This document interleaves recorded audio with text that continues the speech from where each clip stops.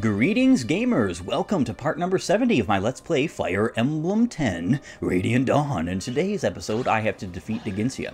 I may have enough people here to deal with Diginsia here.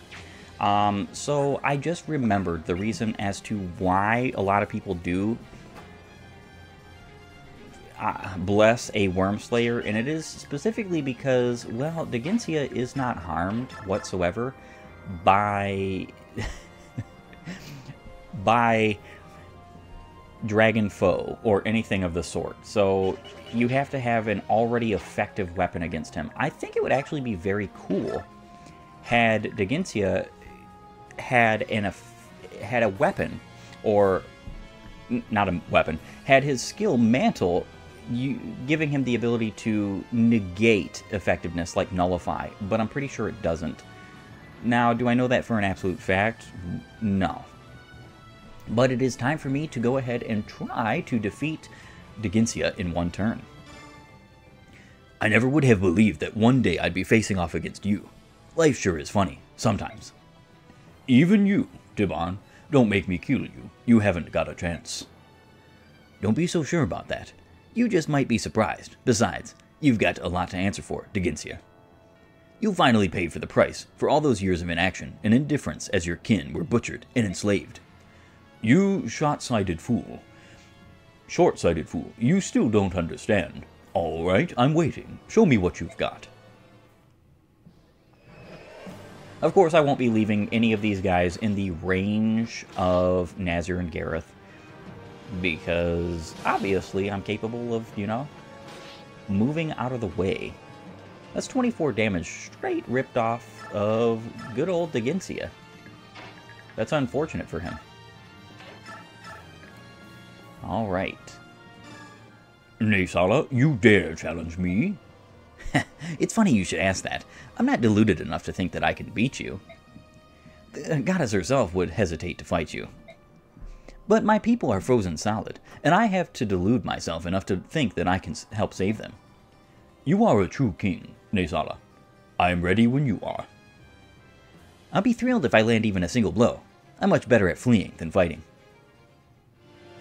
I like that conversation between those two. It's much less disrespectful than the conversation between him and Tibarn.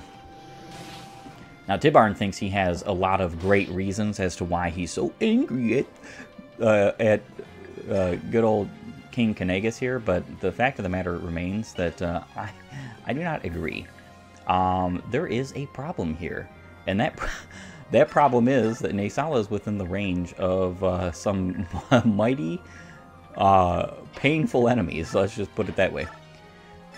Ah, yes. So even though I'm going to be doing 40 damage here, which is exceptionally good, it's not going to be a lot. King Diginsia, I owe you an apology. You warned me often of the danger of open war, but I did not listen. I want you to know how truly sorry I am for the strife that has once again engulfed our world, and my part in it.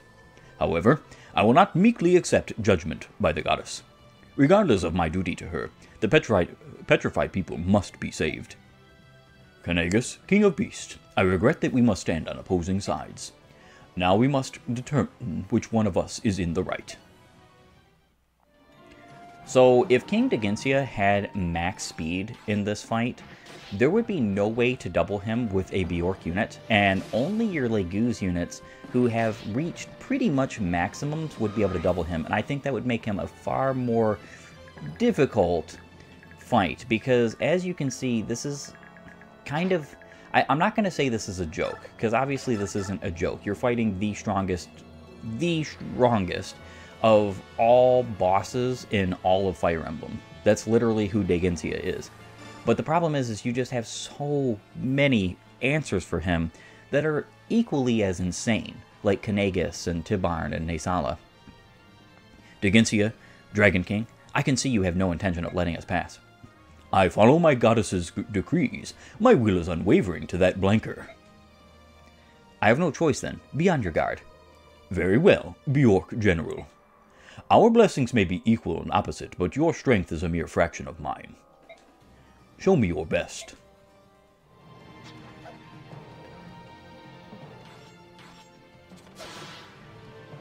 Yeah, Digensia is a literal powerhouse that makes all the rest of your units look like an absolute and total joke.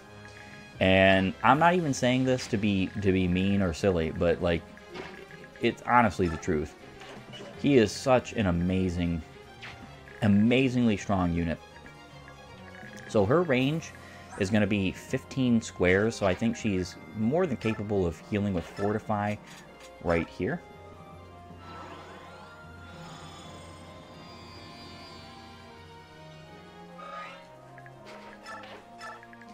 I'll move her there. And I think that's pretty much it for the time. Well, not totally. I think I'm going to put Stefan here. He would like some experience points. Soth wouldn't mind experience points, but honestly, the white dragons are kind of an enormous pain to deal with, especially if you're dealing with more than one, and there's no way that he could possibly deal with less than one if he's put on these ward tiles here. This might actually come out to bite me in the rear. So he has 37 defense right here, which is a lot. But I do think it's going to be a struggle still. Well, maybe not. He is fighting 3. We'll see. We'll see. If I have to reset, I have to reset. Well, only on turn 2. And he heals a whopping 30. Feel the power of Ashira's faithful.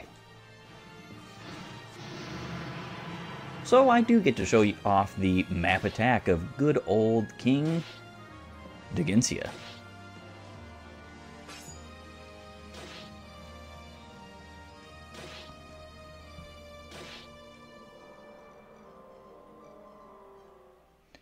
And this is Gareth attacking Naysala. Hopefully he misses. Only a 40 hit and he still hit. Alright, Naysala is going to be in quite the deleterious situation here, in which he must avoid several hits, because I already know that most of these dragons are going to go for him. Though I don't know that any of the dragons up here do move. Not entirely sure on that one. Again, like I said, if I have to reset, I don't really particularly care in that matter, because it's you're talking about a slight inconvenience, not a serious issue. Even in the maps, okay, so this is one of the reasons. Now, I know there's probably a lot of people out there who exist in this bright, beautiful world of ours who want nothing to do with hearing about Thracia constantly, especially when I'm not playing Thracia. One of the reasons why I love that game so much is because even if you are in like the absolute latest of game, most of the game's chapters can be easily defeated and destroyed by your capacity to... Oh, wow. And she avoided, thank goodness. Your capacity to easily reset, because you're just warping. You're warping in those chapters. You're beating those chapters by very interesting... I almost said strange, but I can't say strange. I think it's strange that modern Fire Emblem has gone so very far away from the idea of having like broken staves and broken weapons and this, that, and the other. What's interesting too is that Radiant Dawn, which is largely an incredibly balanced game compared to Thracia, has some of the most powerful and brutal weapons the series has ever seen. And I've already showed most of them off, like the Wishblade, the Irvin, the Elondite, the Ragnell, and then you have a 25 might weapon on this boss here. Like, it's pretty darn insane. Yeah, these guys, I do believe they all move after they transform, which is going to be of absolutely zero effect to me, obviously, because, well, I mean, the chapter's going to be over this turn. Digensia is not surviving another onslaught. I could literally KO him with just Kurthnaga. With that in mind, because I would not necessarily mind some more experience points on my units, I'm going to go ahead and do just that. Everybody's going to get his time to shine. What's interesting, though, is even though I said that animations are on for the rest of this game, that is only, in effect, useful to know for the boss fights after this, because only the bosses have animations. All the regular enemies have absolutely no animations in the rest of this game, which is very strange. It's very strange. I'm not saying it's bad, per se, but the regular enemies of this game are animations off from this point forward. I'm hoping he doesn't get anything like Flare, because I really would like to give this KO to Sanaki. Okay, he did not. Nice.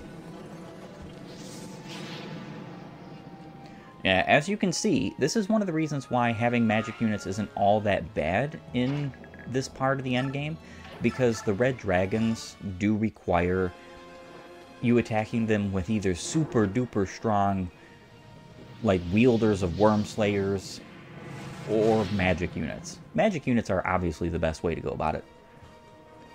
Specifically because the defense, the differential between the defense and the resistance of the white and red dragons is pretty insane.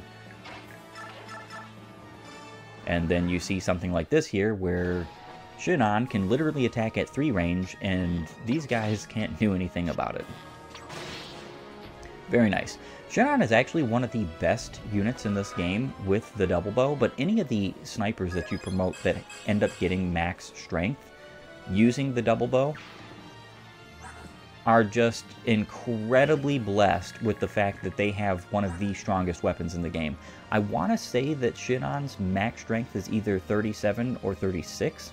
Let's say it's 37. That means that he literally will have a 62 attack right now. One of the things that I find kind of amusing and interesting is that, alright, she doesn't need experience points. These folks do. I'm going to go ahead and attack you. Well, I'm not KOing you, so I'm going to attack you. So one of the things that's interesting is that if you're playing on the easiest difficulty on this game, all of your units, upon receiving Blessing, receive a permanent +5 to every one of his stats except for HP. I thoroughly hate this. Like, actually thoroughly hate this. I think it makes this game too brain dead. You could literally come into the tower with units that are like level 1, tier 3, and you're not going to lose. You're just not going to lose. You don't even have to have the Royal Legues. You just don't. Because it makes you that powerful. Because you take a look at something like Ina's Blood Tide. She's literally doing nothing to these dragons. They're not even on defensive cover. Ina's Blood Tide, alongside of Kurthnaga's Night Tide, you're already getting a +5 to strength, skill, defense, and resistance. And those do stack. You are going to stack those with well, you're going to stack those with the fact that you have already +5s permanently on all your stats. So the dragons being pivotal English, pivotal and key players in my strategy is what everybody does typically if you are in any kind of desire to do things in an efficient manner. And I think that's interesting that their buffs can stack. So, like, let's say we had 3 red dragons, then that means that if you put them all around the same unit, that unit is getting +15. I wish you could get 3 red dragons, but you definitely cannot. Alright, so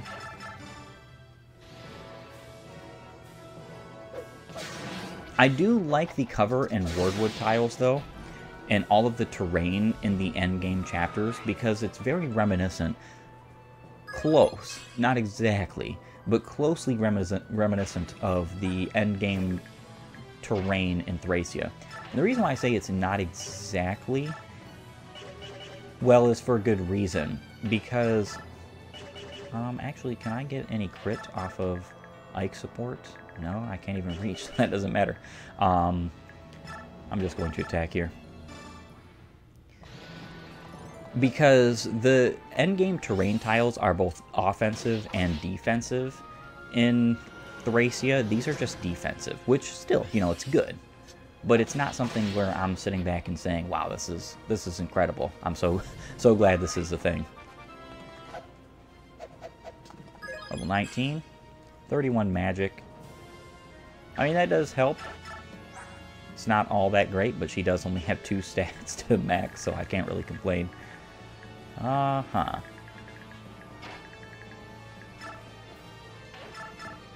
And then I'm going to Gulger for you two.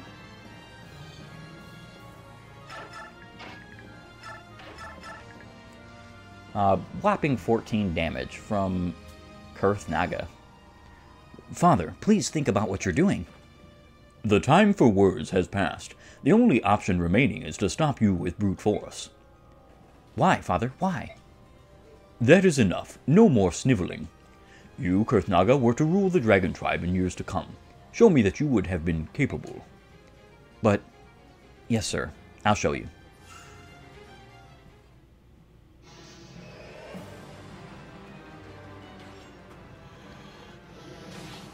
I'm literally only doing this for the minute amount of experience points it's giving Kurthnaga, because it's not like he's actually doing anything significant. And then, of course, Ina does literally nothing. I'm not going to bother with that because, I mean, she's probably going to get, like, literally 1 experience points from that. I halfway want to... In fact, it's not even a halfway. I definitely want to KO this boss with Ike.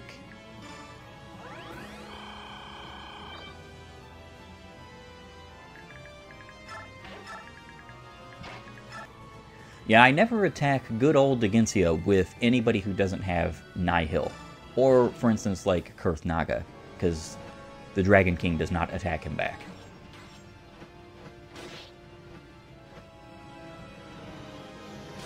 So you can very well imagine how difficult this fight would be without the help of the Legu's Royals. But I'll tell you what. If you have a capped out Shinon, especially with more speed than this, you could feasibly do this with just Bjork units. And I'm not even saying that just to puff up smoke. Alright. The skill helps a lot, as can be seen here. Though I did miss, which is funny.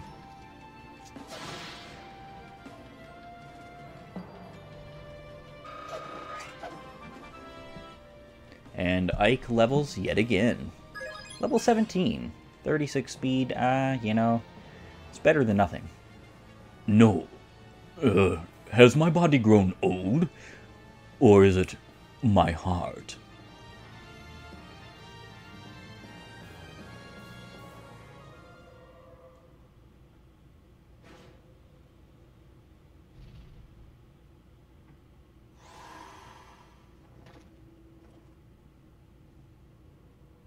Well done. You have beaten me. Father. Don't lose your head now, boy. This wound, this is nothing. Your power, how could you defeat me? I was blessed by Ashira herself. I gave them my blessings. Yune? Is that you? That war long ago, I'm so sorry. You were right to fight against me, I was young and immature. The Great Flood was a result of my unchecked emotions. You don't have to apologize, Yune. I always knew that you weren't actually evil. You were just too powerful. So why did you choose Ashira again? I had hoped that this time you would join me to protect the people. I'm sorry, Yune, but I've done worse to you. Long ago, we made a vow before the goddess Ashira herself. We vowed that we, the Legus and Bjork, would never commit the same genocidal sins. We didn't keep our promise, and for that reason, I was committed to accepting my just punishment. Good man. That's what you should be doing. Silly, stubborn old scalebag. You just don't know when to quit. You need to lighten up a bit. To convince the Legus kings to follow my example, I rewrote history, hid my tracks, and declared you a dark god. All I ever wanted was to avoid conflict. Please forgive me. Don't worry about it, Degensio. I caused enough trouble for you, so I'll forgive you just this once. I'm pleased to hear that. Gareth? Gather our survivors. Kurthnaga is their commander from now on. Understood, sir. Nazir? You followed your sovereign very far, for having left once left your country in disgust. I give you my sincerest thanks. No, my lord. Unaware of my own king's true heart, I did what I thought I had to be done. I apologize. Una, I would like to tell you only that I wish you the greatest happiness in life. Thank you, sire. Now then, Kurthnaga, get these men moving. I will remain here, for I can no longer move. Yes, father. We will stop Ashira. Wait here for our return. We will be back. Yes, my son. I'll be waiting.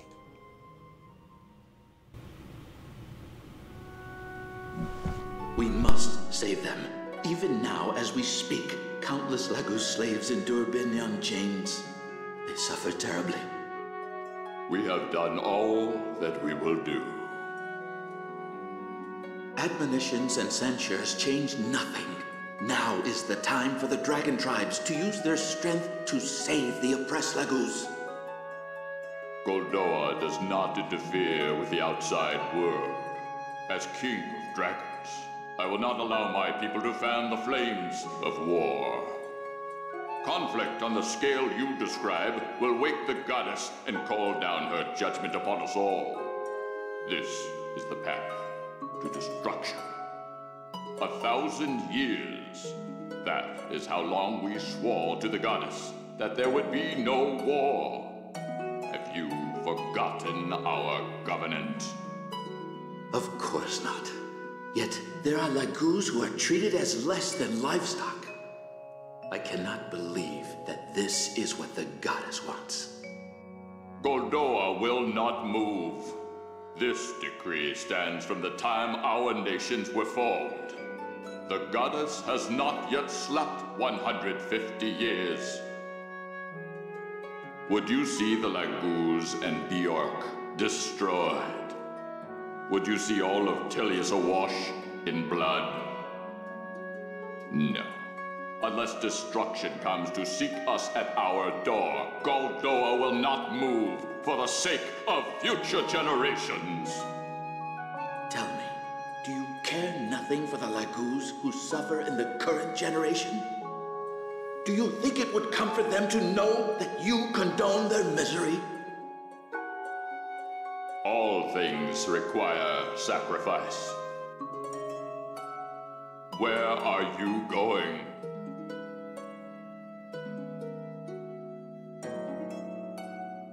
To Binyan.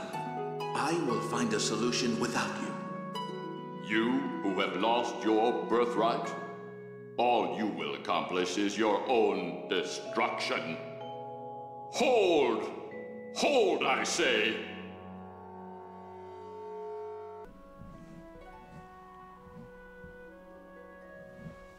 As you can tell by the look of Dagincia's garb that he is wearing, he was the one who greeted Ashira upon her waking. And he was also the one who told her that judgment just needs to come immediately.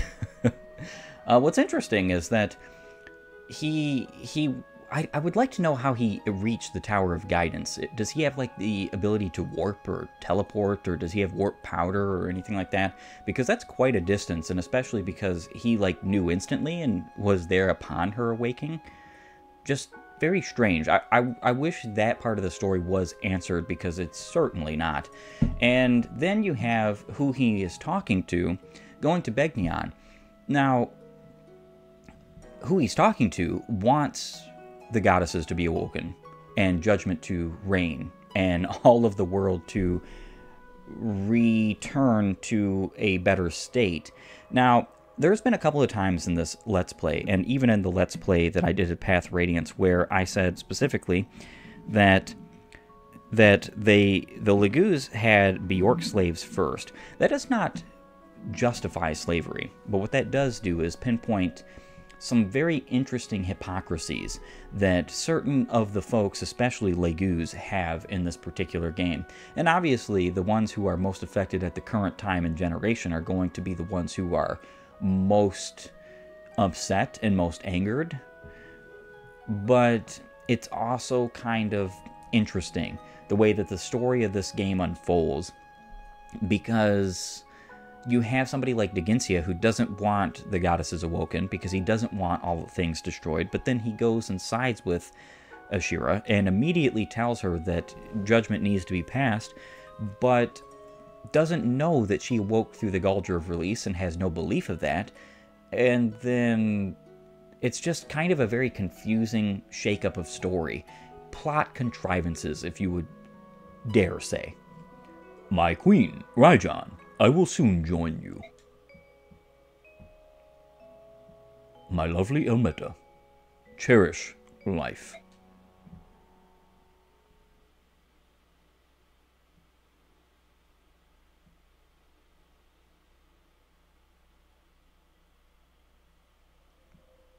It's happening again.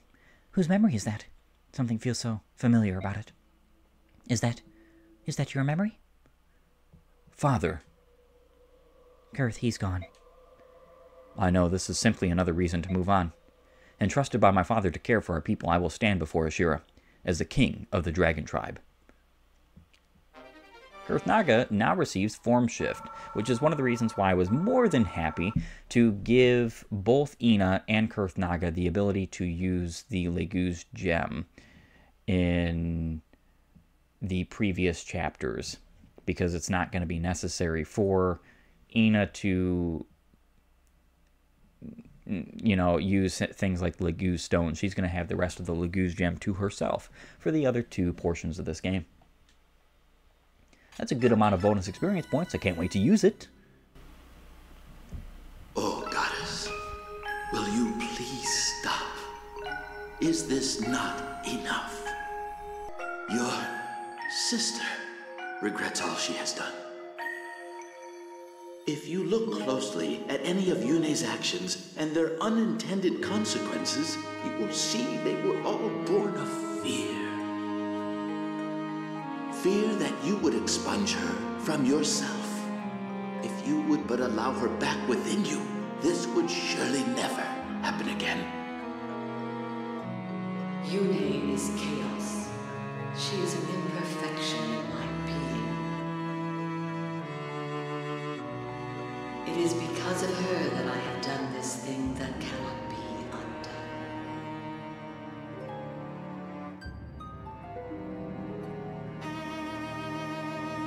No matter how I admonished you, you would not stop fighting. There was nothing I could do. Every day my beloved children were killed. Killed by others of my beloved children. With every death, my rage and sorrow grew, until I could control myself no longer. My emotions burst forth, and I raised the land. Furious storms savaged the heavens. Roiling waters rose in tremendous floods. Lives were lost beyond count.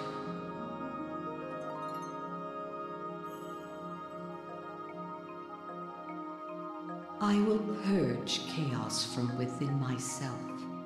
Never again will I allow myself to commit such atrocities. I will become a goddess to properly guide and protect my people. I will become perfect.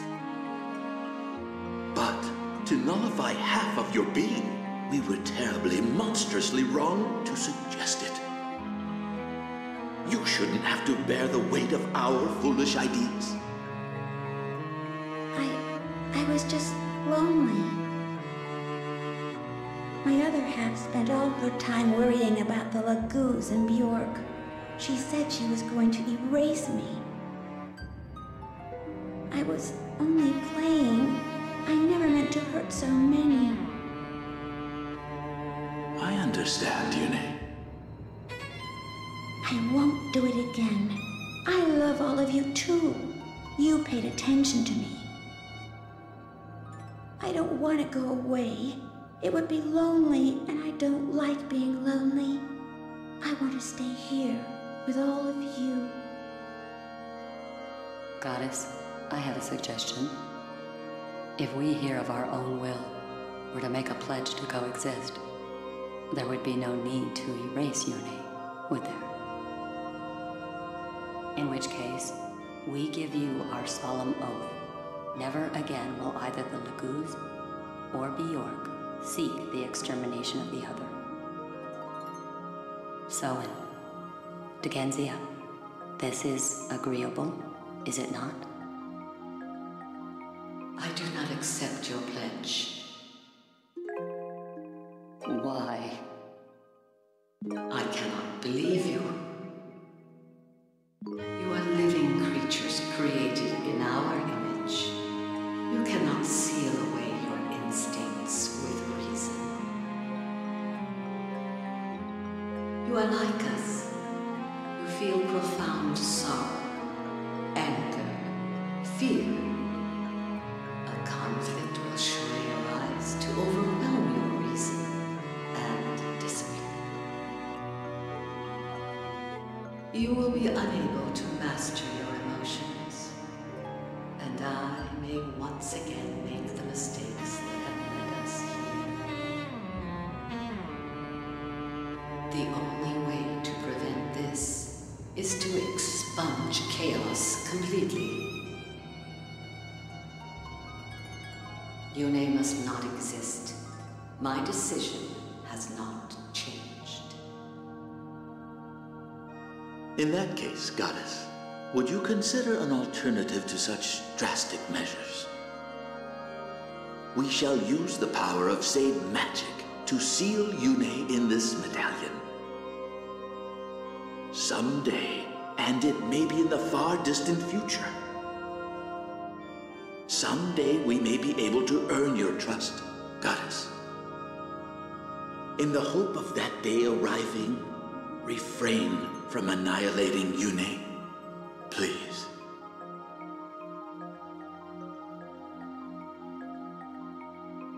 In my eyes, imprisoning Yune and destroying her are the same thing. If the chaos and disaster that Yune begets can be averted, I have no objection. I do not know, however, if Yune will submit to such confinement. Goddess Yune, please hear me. I will never give up. Someday, I will see you restored to yourself. Please. Do not look so sad. I will always be with you. I will sing to you. You will not be lonely. I promise.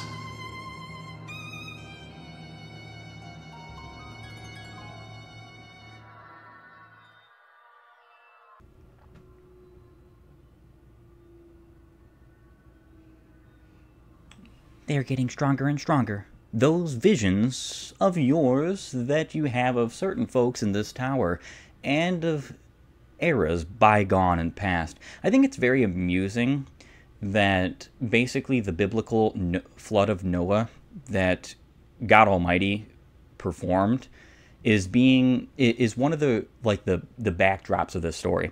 So the thing is that, and this is something that I will always stand by and always believe, that every great story ever written has some founding and some almost plagiarism of the Bible.